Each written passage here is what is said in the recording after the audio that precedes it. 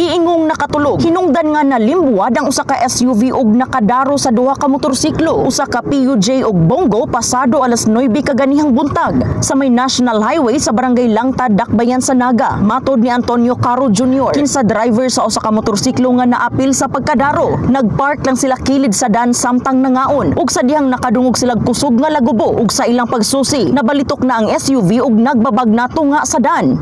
Ano siya ma'am, nagparking na siya ma'am ba niya. Dayon, gatong Bongo, distansya to gamay, mga duha ka dupa.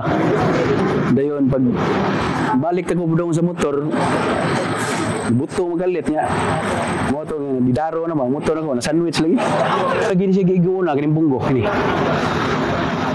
Ya, dayon kini mo siya ni daro sa tanan dito kay ang gatong usa ni napingi sa naman to katong moy nakaigo. Mo to siya nagbalik-balitok, barog sa karsada na hug nagban ba.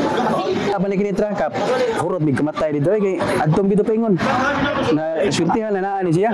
Kuan ko no siya nagatugo no siya kay gikan sa duty bawa ko no siya. Wa siya tug. Ang maong SUV gimaneho sa usa ka 41 anyos nga babay nagabiyahe pagikan sa Dakbayan sa Sugbo ug paingon na unta mo pauli sa Barangay Langtad. Sa maong hitabo, ang driver sa SUV dali nga gidala sa Naga Infirmary ug wala nay laing nakalaspas sa maong insidente ug nasayran nga nagkasabot ra ang mga habig ingon man ni pasalig ang driver sa SUV nga maoy moabaga sa mga danyos sa mga nadarong sakyanan niini. In the heart of changing lives, kini si Brigada Sheila Altobar sa 90.7 Brigada News FM Cebu, the Music and News Authority.